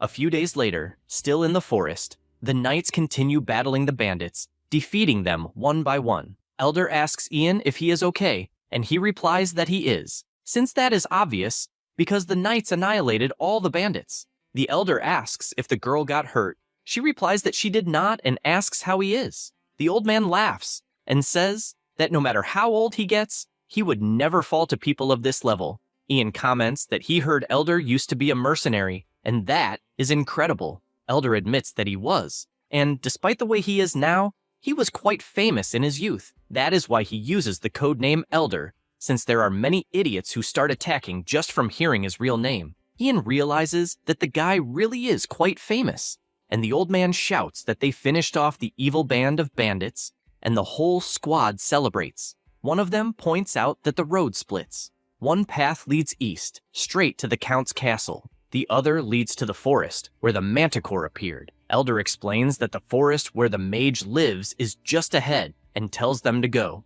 Ian tells them to wait and suggests to Lucy that they meet the mage first and then head to the Count. She refuses and says she will go ahead. The MC gets worried and asks if she will really be fine alone. She laughs and says she is not a child and will take the fastest path to her uncle's house, then says goodbye, saying they will meet again soon. The MC watches her leave, but does not know if she will really be fine, and knows he needs to resolve things quickly so he can go to her. Elder, confused, asks where the little girl is going. He replies that he will go after her soon, and asks if they will meet the mage shortly. The old man confirms and asks if he is psychologically prepared. He does not quite understand what he means by that, until the elder says that mages tend to be complicated, and the mage is irritated because of the order, so there is no telling what she will do. The MC still does not know why the hell they need to clean up the order's mess. Elder is not sure whether to say it and reveals that, in truth, they were paid for it. Ian realizes what this is about, though it makes sense, since they are all wearing armor that is far too good. The old man tells him not to worry, since he is certain she will forgive him when she sees him. He reflects that this will be the first time he meets a mage besides his master, and hopes everything goes well. Meanwhile, in the cabin in the middle of the forest, an intense green air overflows everywhere from inside. The animals drop dead just from breathing it. Inside is Monty Campbell, the plant witch. A group of mercenaries appears and begs her to lend her magic so the warriors can capture the manticore, and asks her not to forget that above all, the forest is under the Order's administration. She thinks this is a pain, and says that if they truly want her help, they must enjoy eating the food she prepared. That is, of course, if they have the courage not to run away just from the smell. She lets out a sinister laugh and tells the knights to hurry up and taste her delicious soup. The next day, the group arrives at the cabin, and the elder explains that the mage is named Monty Campbell and is a famous plant witch. Besides manipulating plants, she also creates terrifying and deadly poisons. That said, he explains that, in reality, they need a powerful poison to hunt the beast, so the situation turned out to be perfect. The knights notice a horrible smell, and the MC quickly realizes what smell it is. After they get close enough, the witch comes out of the house laughing and says she has been waiting for the warriors of Santiago. The old man does not know if this is a good thing, but she says it was good that they showed up, because now they must enjoy the banquet she prepared. The air remains unbearable, and the warriors do not know if they will be able to endure it. Elder points out that she did not need to prove her strength this way, but the witch simply says she served a rare dish to her guests with the utmost care. but warns that if they are not going to eat, they should leave. The old man is worried about that, and the warriors even try to taste it, but the smell is unbearable, to the point that they nearly vomit. She wonders if perhaps she exaggerated a little, but when she looks at the MC, she does not understand why that madman is eating so much. After all, he is devouring all the soup loaded with garlic. Curious, Mani asks if he is okay, and the MC, with a sparkle in his eyes, replies that the food is absurdly delicious. She cannot believe it, and he explains that the garlic in particular is fantastic and goes back to eating as if it were chocolate. Everyone around them cannot understand this absurdity, and the witch interrupts him since she has seen enough. She says she has been a plant witch for 40 years, but has never seen someone as absurd as him and, for that reason, asks what his name is. The MC introduces himself as Ian Eridus Raven. She is startled upon hearing that name and asks if he happens to be the apprentice of the pyromancer Elidith. A good while later, night arrives, and the witch prepares other delicious dishes as an apology for earlier and tells them to eat as much as they want. Ian is disappointed, since the chicken stew had been too good. Mani learns what is going on and asks if they are really going to hunt a manticore. They reply that they are, but she soon warns them that it will not be easy. That is because Count Katina hired hunters to try to capture that beast, but they were all exterminated. The elder says he is prepared for that and reveals that he hunted a few times in his youth. The witch then asks the MC if he has ever hunted. That is because she believes he is a complete mage, since he was trained by Elidith, and asks him to share the wisdom he possesses with the knights. He remembers some things his master said, such as that, at some point, he will need to get involved with people regardless of his own will, and must never treat that moment carelessly. He knows he does not necessarily need to go through the trouble of hunting the beast, but if he refuses the knight's proposal, bad rumors could spread in the Circle of Mages. The Circle of Mages is an organization formed by mages released by the Magic Academy to ensure the proper use of mysteries. Ian keeps racking his brain over this, since if something like that happens, he will not be able to face his master and might not even be able to ask other mages for help. Because of that, he looks to the side, sees all the knights happy, and says he will accompany them. The next morning arrives, and they go to the forest. They soon notice that the atmosphere is somewhat strange, but since they know Awim, Lucy is probably waiting. He simply hopes everything goes well. At that moment, the crow returns, saying that it found it, and points out that the manticore is just ahead. The old man asks if something is wrong, and the MC replies that according to the crow, the manticore is just ahead. Elder is surprised by this ability to talk to a crow. Ian basically kept the animal on his shoulder and made it get used to human speech. Sometime later, the elder begins to feel an overwhelming bloodlust. An idea crosses the MC's mind, and he suggests doing something. The old man asks what it would be. He gives the idea that if the manticore really is just a monster, then maybe it would be better to simply persuade it. Elder has no idea whether something like that would work, and the sorceress points out that manticores are not exactly the type you can negotiate with. The MC asks what she knows about summons, and she, furious, replies that she knows very well what mysteries are, since he is treating her like a laywoman. She guarantees that if he manages to persuade the beast, she will run to tell Elidith. Ian does not understand why she would tell her master instead of praising him. At this moment, Dietrich tells them to look ahead. After all, the giant manticore is right in front of them. They realize how close they are, and the elder tells the mages not to leave his side. The soldiers point out that they applied poison to all the weapons. This is a special poison developed by Mani. The captain orders them to fire the arrows, and the knights obey. The MC keeps observing with his sharpened vision and sees the arrow shattering against the monster's body. He reports this, since the arrow was completely useless. The elder becomes worried because things have become complicated. At this moment, the manticore laughs and begins approaching the group. Ian realizes how terrifying that laugh is and knows that the beast is right in front of them, and there is no time to apply the poison again. He knows he has no choice and starts shouting like a madman. The group of soldiers does not understand what is happening, and the witch cannot believe that a simple boy managed to do it, since he stood before the beast and was not devoured. The manticore admits that she is surprised, because a human who can speak with her is something uncommon. He feels relieved and says he is calmer because the words worked, but he freezes the moment she tells them to get lost. and, on top of that, tells him to go fuck himself. Ian gets pissed for being treated like shit and asks what the hell this is. The manticore says that this is better since he should drop that fake politeness, and tells him that if he wants something, he should say it straight out. Ian, without beating around the bush, says that he wants her skin. The beast starts laughing like never before and points out that she liked him for being direct. She suggests that the two of them join forces to tear apart the rest of the humans present. The MC thinks this is absurd, and she states that she will savor each one's flesh, and he can keep all the money and all the women he wants. After having fun with all of them, she will finish them off one by one and thinks that is completely wonderful. Ian tells her to shut up, spits on the monster's paw, and says it was so disgusting that he could not even listen until the end, and, without any fear, shows his finger, pointing out that the beast is a piece of trash of the worst possible kind. The soldiers simply cannot believe that he insulted such a powerful monster like that.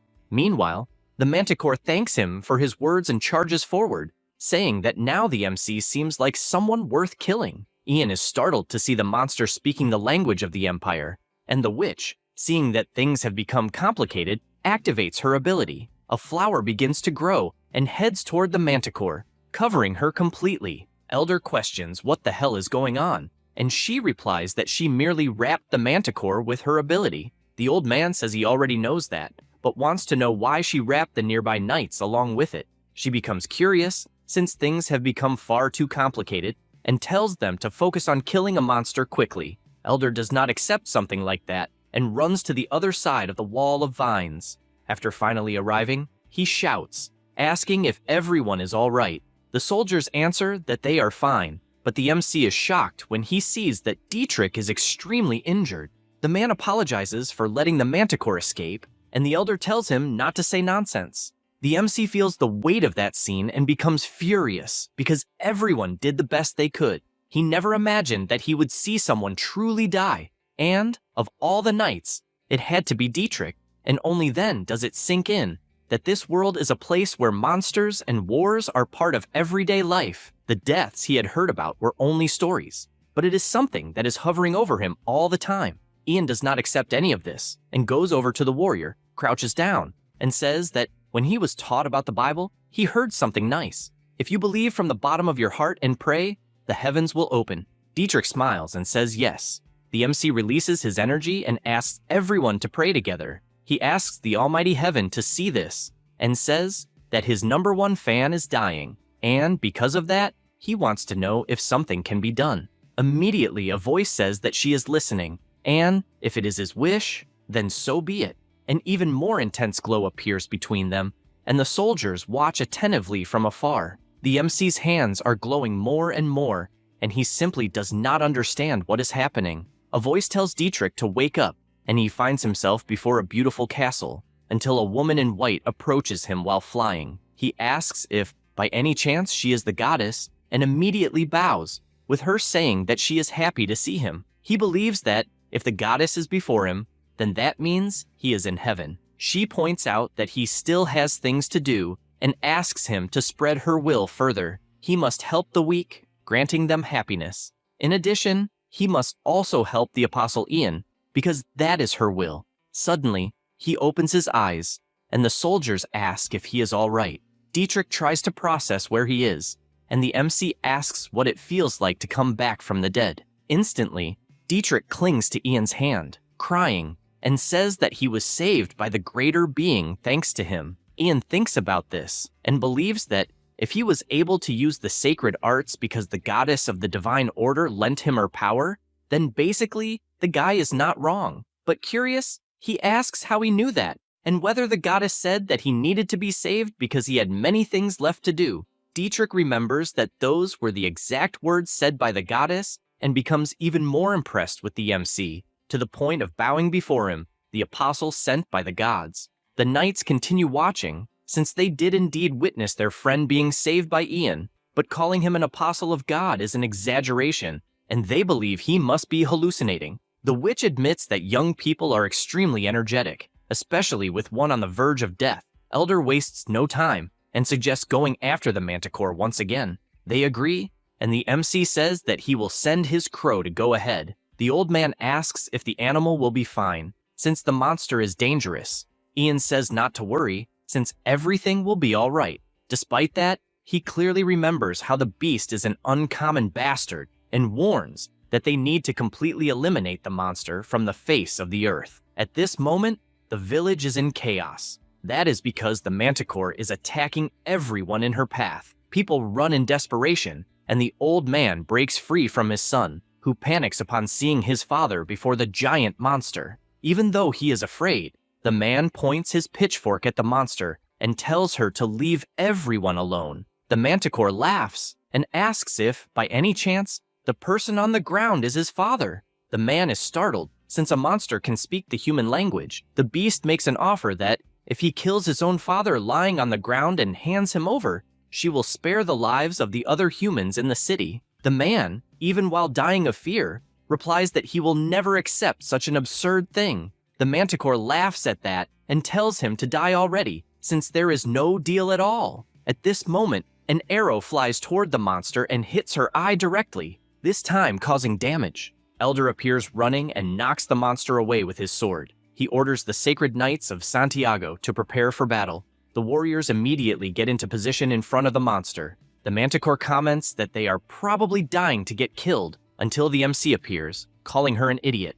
After all, she is fighting a pointless battle. The beast tells him to shut up, and the MC points out that, apparently, this is what she calls the howl of a defeated dog, since she is nothing more than a dog that only barks but does not bite. The monster, completely enraged, charges at him, and after getting close, the MC smiles. The sorceress appears and recites her spell, ordering the flora to bloom. The plants begin to grow and trap the monster, even if only temporarily. The elder shouts for them to take advantage of that moment.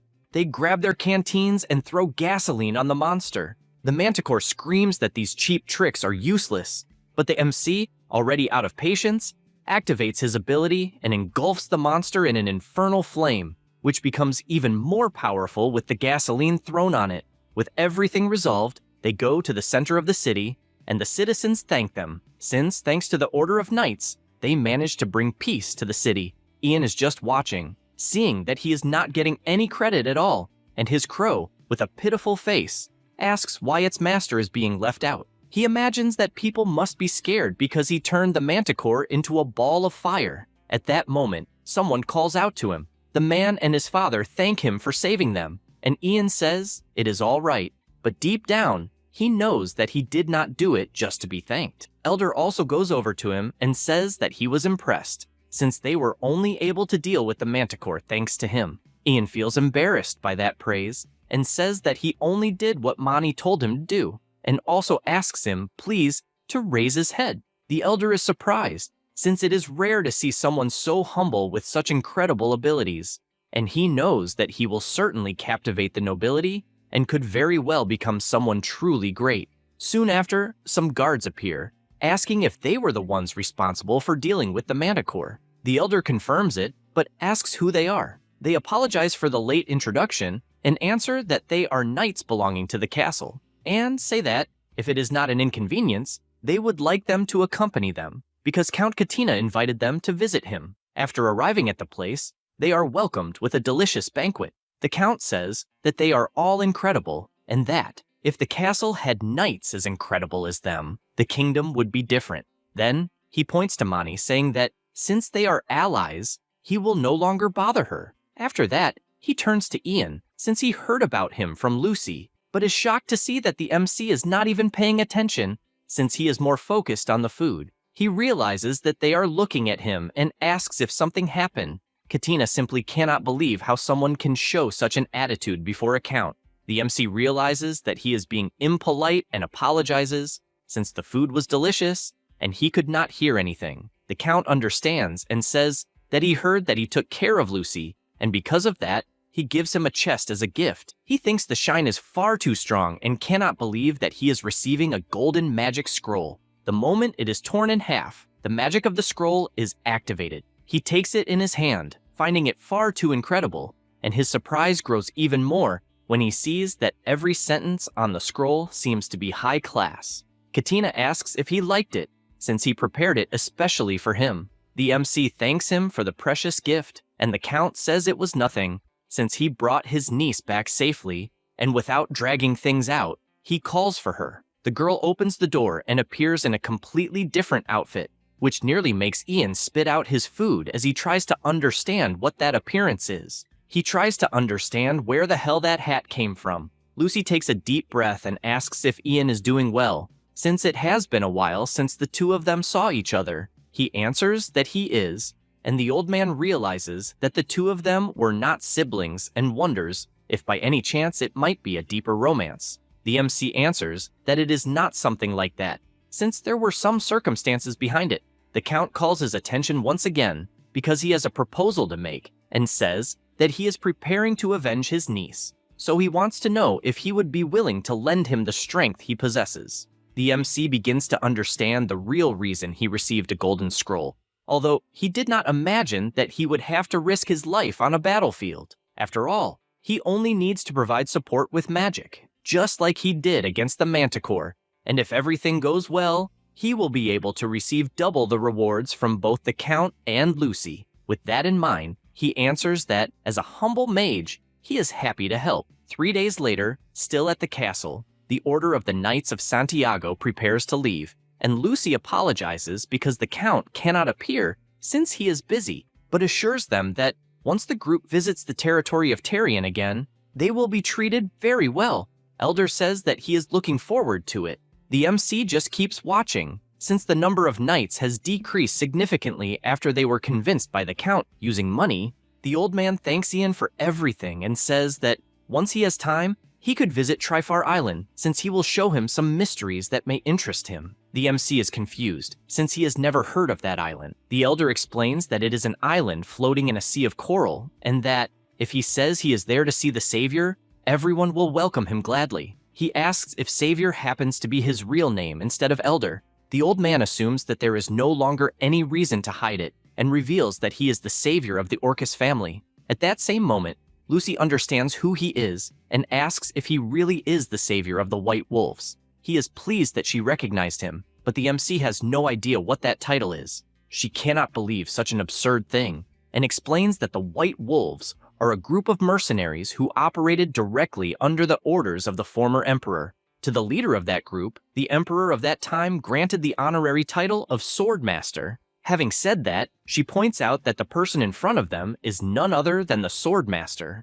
The MC shows no interest at all, and the girl becomes indignant since the guy is a living legend. The old man laughs, since that is very much like Ian. He does not understand what he meant by that, and the savior, imagining what a normal reaction would be like after discovering his true identity, says it was nothing and says goodbye, since he needs to leave. The soldiers also say goodbye, especially Dietrich, who begs for them to meet again. The savior greets him formally, and the MC says that as soon as things calm down, he will go to Trifar Island for a visit. With that, the group officially separates. Sometime later, the Count joins his army and remembers when his niece appeared, begging him to avenge her mother's death. He becomes furious, since the guy had the courage to kill his sister and still dared to marry Lucy. However, for Katina's territory, this situation is not completely bad, because if they use Lucy as a shield to secure the territory and make her marry one of his retainers, the Tarion barony will fall under his power. He thinks about this and reflects that, at the right time, he will talk to her, but only when everything is resolved. Then he shouts to his army that he will judge the despicable usurper and asks, please, for the army to support him in this fight. At night, the camps are set up, and water is boiled in the cauldron. The intrigued soldiers question what he is doing. The MC explains that he is boiling his spoon. Lucy wonders if he is perhaps planning to eat a spoon, and the soldiers whisper that it is madness to make spoon soup. Ian calls them all idiots, since he is only sterilizing the utensil. She does not quite understand what that means, and he replies that it is a kind of mystery. That is because they would not understand even if he explained it. The soldiers are surprised by this, and go to Ian, asking him to prepare their food together. He becomes furious and shouts that the damn thing is not soup. Sometime later, the group is talking, and Lucy mentions that she had been thinking about something, since she had promised him a reward for his help. He remembers that, and she says that at first she wanted to reward him with gold coins, but since he already has so many, he must be tired of them by now, and because of that, she tried to think of something that would truly make him happy to receive. The result of that idea was the magic sword, a Norishil. It was granted to the first Baron Tarian by a fairy. Legend says that the Baron fell in love with the fairy, wielded his sword, and became the one who saved the fairy kingdom. The MC tries to imagine what kind of cheap fantasy novel this is, and even asks why the Tarian family still has the title of Baron if they possess such an incredible magic sword. Lucy does not really know how to answer, and says that the story is from 400 years ago. Besides, the sword was buried in the tomb of the first Baron. He finds that somewhat macabre, and she suggests digging up the tomb to get it. Ian thinks that is absurd, since she is suggesting digging up something from one of her descendants, who was sealed in his own tomb, to hand it over to a complete stranger. He asks if the ancestor's tomb is perhaps a time capsule or something like that.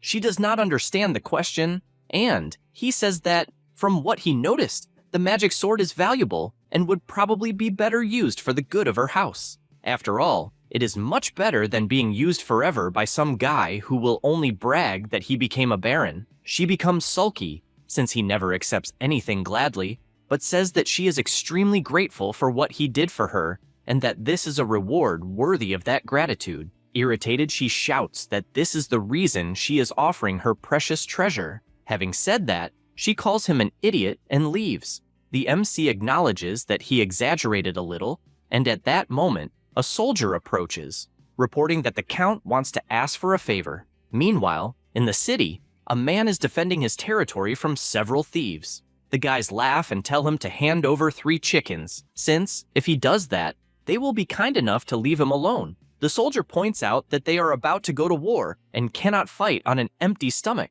At that instant, they hear a noise and realize it is a crow identical to the one the MC has. Suddenly, Oberon starts shouting that the master has arrived. The 3 do not believe they are hearing a talking crow until they look back and see Ian asking what the hell they are doing there. He meets with the Count and asks what favor he needs. Katina takes a while to start speaking, and the MC begins to imagine what it could be, because that kind of hesitation must mean something important. The Count asks him to put a leash on the mercenaries in the city. Ian finds that strange and questions whether the knights would not be more suitable for that job. He points out that the knights consider the mercenaries their comrades, so they usually cover up their crimes and turn a blind eye. He could turn a blind eye if the problem were only the mercenaries' morale, but the territory belongs to his niece. For that reason, he begs him, since, if he gives them a warning, the mercenaries should be careful with their actions. That is why the MC has that scary face together with his crow, and it is working, because the mercenaries are dying of fear. He calls them all bums, since they keep invading other people's homes, and warns them that it is time to apply a punishment by getting rid of them as an example. The soldiers ask for forgiveness and promise they will never cause trouble again. After that, in the city, from the moment he captured the mercenaries with the help of the crow, they became so afraid that they did not even go outside, because in their minds, they would die if they did. The Count and Lucy were happy to hear the news. However, not everything is perfect, since the soldiers went to the Count and reported that they were facing serious problems. He points out that, to the usurpers, the army is no longer a threat. The MC asks if that is really the case even with a force of 400 men. He replies that this is because the army is completely harmless. If the army had looted the territory, the people of the territory would have demanded that Grimes stop the invasion. That is because the Tarian territory is in Grimes' hands. But thanks to the peaceful march, the guy managed to gain time to gather his forces. On top of that, since the troops could not act as they wanted, their morale dropped drastically. Ian realizes that they have indeed ended up in a strange situation. The captain asks for permission for them to start looting from now on. The Count does not really know what to do, and asks the MC if he happens to have any plan to solve this situation. Lucy becomes worried, since things are getting difficult, and Ian says it is not completely impossible. Everyone starts cheering, since apparently a plan came up very quickly. Meanwhile, the soldiers simply watch, since, in their minds, the MC is a very arrogant mage. Meanwhile, somewhere in Tarian territory, the man comes out of his house and is startled when he comes face to face with the MC. He asks if he is the owner of the wheat field. The guy first wants to know who is asking, and one of the soldiers tells him to show respect, since he is speaking to Lord Ian, apprentice of the mage Elidith. The guy is startled upon hearing this, and kneels, apologizing, since he did not know he was such a renowned figure. The MC looks to the side, and says that the wheat is no longer good. Then, raising his staff, he says that the evil aura of the first Baron has infiltrated that field. The soul of that Baron is furious for having had his land unjustly taken. The man despairs at those words, since he does not know what he should do. The MC tells him to wait a little and starts pretending that he is hearing voices. He points out that the heavens are speaking and said that if Lucy inherits the title of Baron, the anger will decrease, and then runs off, saying that there is a sinister aura just ahead. The man tries to process what the hell just happened. A little later, the rumors he spread took effect, and the people of the city began to feel distrust toward the usurper Grime. To escape the calamity, they demanded that Lucy be crowned. Thanks to that, Ponte's army had its morale raised, and they headed toward Grime's location, while the entire time, one specific guard kept watching everything attentively. Sometime later, already in the afternoon, the mercenaries went to the Count to say that they did not wish to be on a dishonorable battlefield. Katina does not understand what that means, and he points out that Ian spread rumors that the city is cursed, and they think that traveling alongside a mage like that, who brings curses with him, is not a good thing, and their honor will fall to the ground. The MC responds that curses are just a bunch of lies and asks why they are believing the rumors he spread. They accuse him, saying that they cannot trust the words of a mage, because he is definitely trying to deceive everyone. Ian realizes that there is no longer any way to know whether he is really deceiving the others or not, and believes that they will treat everything that is said as a lie. He thinks this is very irrational. However, the main players in a war are the knights, and the Count has an expression on his face that shows he knows this very well. After all, without the knights, there can be no battle. In the end, he has no choice but to listen to the mercenaries' demands and wonders whether, in a situation like this, he really needs to be there. In any case,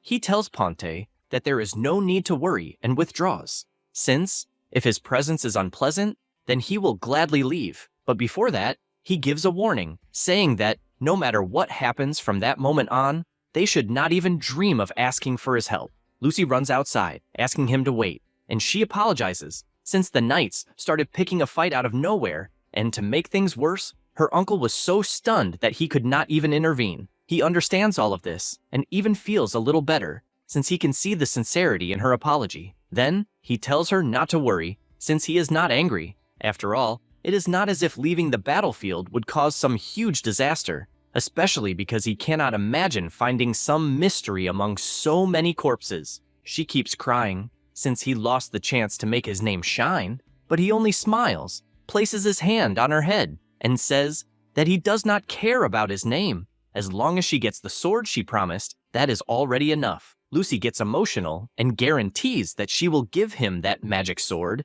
and, if that is not enough, she could even marry him and give him the territory. He says that there is no chance of that happening, but she is persistent and guarantees that she can give him more if necessary, so he just has to marry her, but he is very calm about it. A few days later, the army moves out, and Grime, mounted on his horse, watches from the top of the mountain and questions whether the number of enemies is around 400. The soldier beside him asks if he is getting scared, but he guarantees that it is nothing like that and, furious, imagines that Lucy's insolence, standing beside the Count, is unforgivable. However, he knows that it is useless, because as soon as he wins this battle, she will belong to him again. In addition, he has the Black Knight of the East, whose martial skill is unmatched. He is confident that victory is practically guaranteed. It is announced that the army is approaching, and Grime shouts that he does not care whether there are 400 or 4,000. No matter who they are, anyone who raises a blade against him will be exterminated. He says this, and his army advances, and the fierce battle begins between the two armies. Meanwhile, the Count waits in another location together with the MC and Lucy. The commander says that they have the advantage, and the MC imagines that the difference between the forces is huge, and that they will probably win easily. Only then is he startled when he sees the Black Knight destroying everything on the battlefield with overwhelming strength. The commander says that he is the Black Knight of the Eastern Empire, a land famous for its long winters, and from the black armor, there is no mistaking who he is. Ian tries to understand why a foreign knight is there, and that guy goes around massacring every soldier he finds ahead of him. The MC knows that something is wrong, because while the left and right flanks have the advantage, the center is retreating, and if things continue like this, they are all screwed. Thinking about this, he asks what will happen if the center is broken through. The commander says that, if that happens, they will be the next targets. Everyone is startled by this, and he says again that if the central line falls, the enemy will not bother hunting down the soldiers who flee, so they will go directly after Lucy. The Count stands up angrily and shouts for Decade to go defeat the Black Knight. The MC does not like this at all, and cannot understand why Decade, of all people, has to face a monster. That is because the man was the only one who truly treated him like a human, is a real knight, and if he is sent now, he will probably die. Because of that, he tells them to wait, since this is a suicide mission, and they can find another way. However,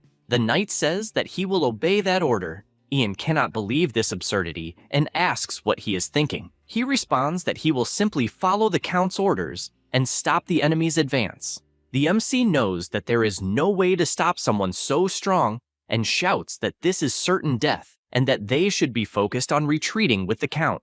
Decade says that he was taken in by Lucy, and, because of that, he must honor his knight's oath. Ian knows this, but, from a modern perspective, it is a complete waste of life. Because of that, he shouts that this is not strategy, and that he will only be throwing his life away like the other soldiers. However, deep down, he knows that Decade is aware of what will happen and is still accepting it, and he does not understand how this world works, since the good ones always have to be sacrificed. At that moment, a knight approaches, and the MC is startled, since that guy should be protecting the center. He points out that he failed and tells them to retreat with the Count immediately. Ian thinks that is incredibly shameless. Decade asks Ian to escort the Count and Lucy back safely, since he will do everything he can to buy time, and, because of that, asks his partners to follow him. The MC watches, wondering if this is the right thing to do, letting a person go, even knowing that the result will be death, because among all the trash, there was someone who truly followed the Knight's code until the end.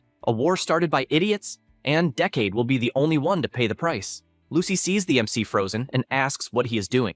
After all, they have to go. Since the Count ordered the retreat, he climbs onto the horse alone and tells her to go ahead with the other vermin and run away. She does not understand what he intends to do and is startled when she hears that he will join Decade in the battle. He tells her that he will make sure they meet again alive. She asks him to wait, but the MC heads to the battlefield anyway. He shouts for Sir Decade, and the man asks what he is doing on the battlefield. The MC responds that he will draw the enemies away, and because of that, asks him to go protect the Count.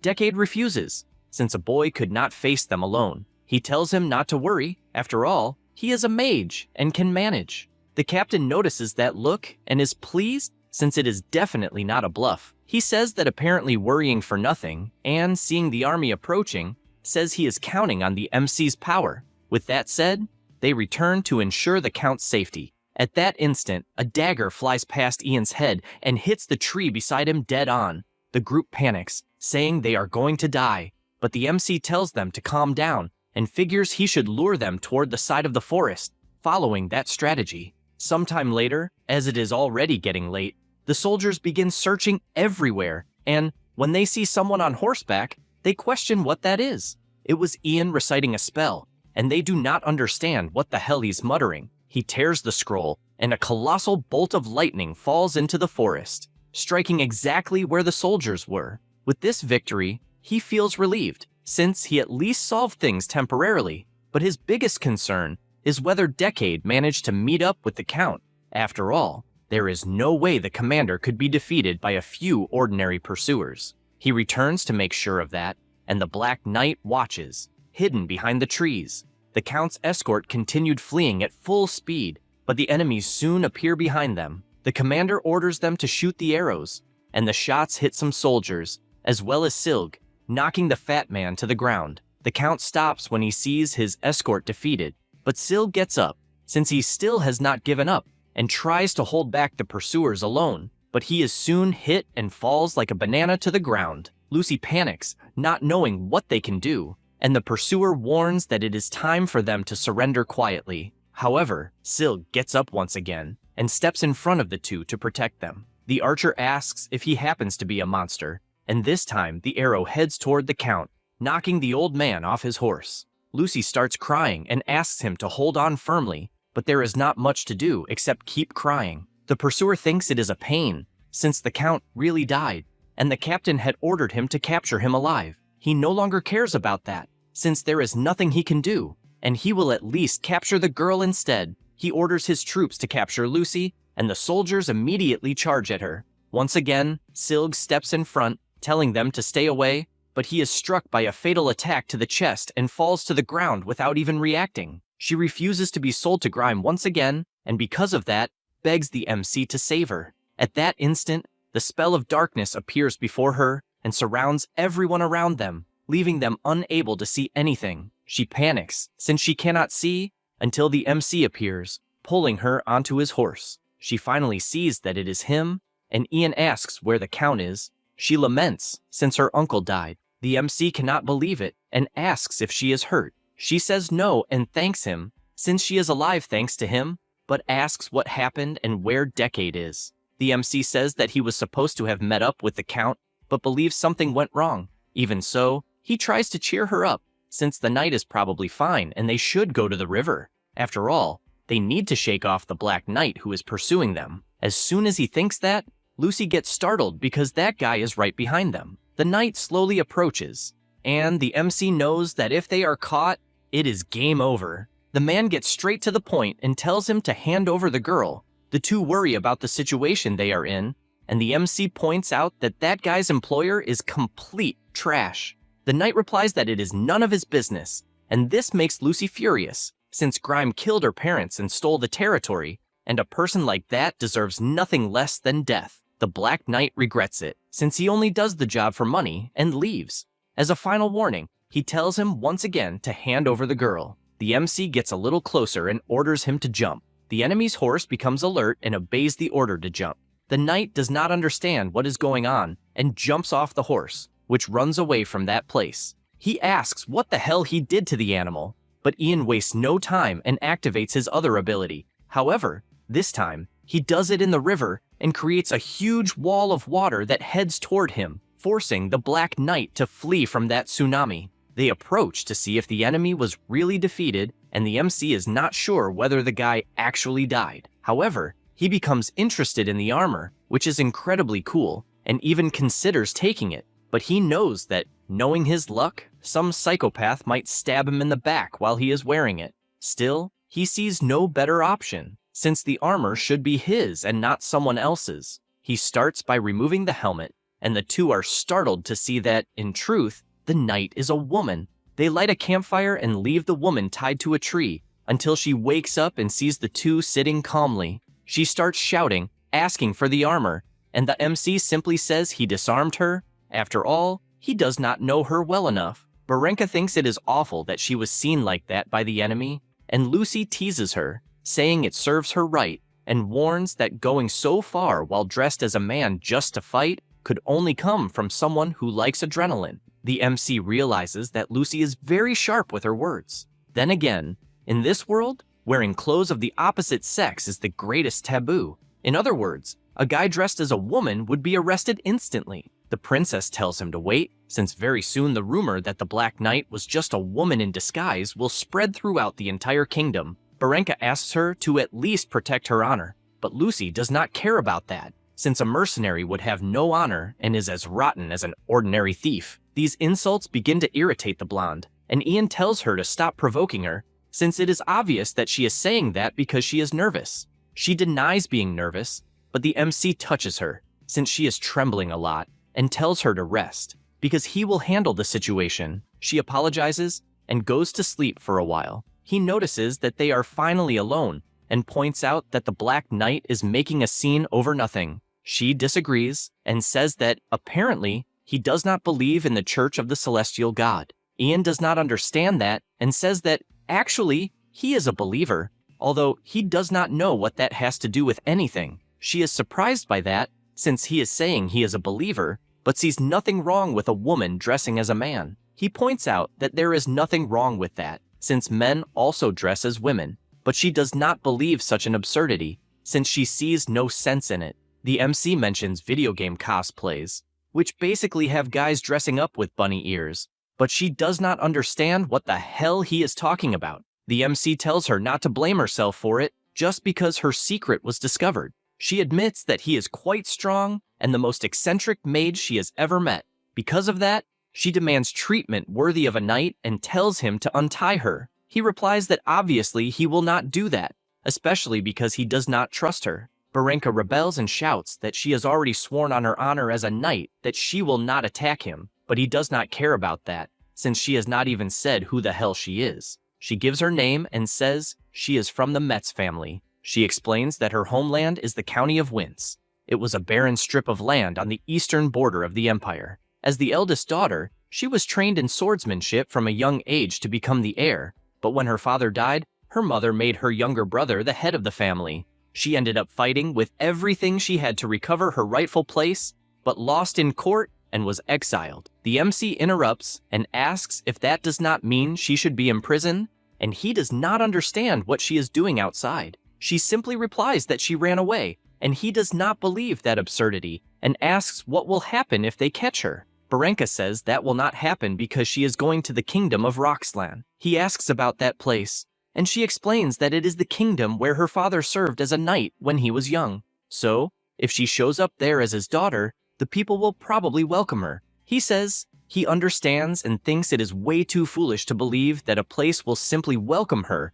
just because it is where her father used to work, and he cannot believe how naive she is. He moves on to another topic and asks why she was dressed as a man, and things get even worse when he asks if the reason is that she likes girls. She tells him to go to hell, since that is not it, and replies that apparently the Empire discriminates against female knights. Besides, her father used to say that they were savages and that she needed to be careful. Then she says, there is one more thing, since her armor is enchanted with magic. He becomes intrigued by this, and she explains that basically, when she puts on the helmet, her voice becomes masculine. Ian realizes that the armor was probably enchanted from the beginning, and she confirms it, since that armor and the helmet belong to her father. The MC remains curious and asks if, by any chance, he could take a look. He takes the helmet in his hand and cannot understand exactly what is happening. At that moment, the system appears and informs him that it is not possible to learn the skill yet.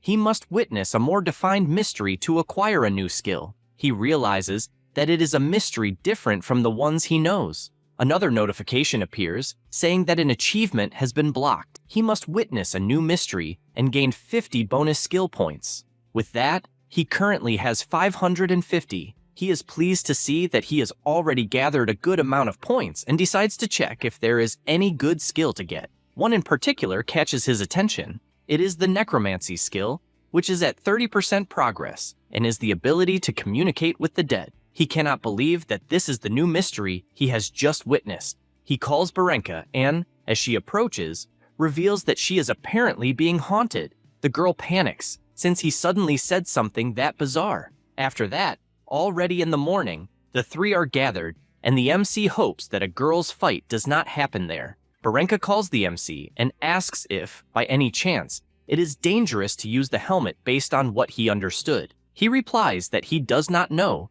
since he is not a necromancer, and asks her to use it gradually in combat, because they still do not know whether it will help or get in the way. She thanks him, and Lucy asks if he is sure they should not leave the Black Knight tied up. He replies that there is no problem, since the girl swore on her own life that she will not kill them. But the princess does not trust her much, since that may have been said just for show. He even agrees with that, until Barenka calls the two of them and says that, even though it was for work, they ended up crossing swords, and, even so, Ian spared her life. And even knowing that it is selfish to say this, she asks if they could forget what happened. The MC realizes that the girl is only trying to make peace, but he does not know why she was not more direct. In any case, Ian says it is fine by him, and Berenka says that it does not matter what the princess thinks about her, because she will continue fighting as a knight. Meanwhile, Lucy imagines that this blonde girl is totally into Ian, and if he accepts her,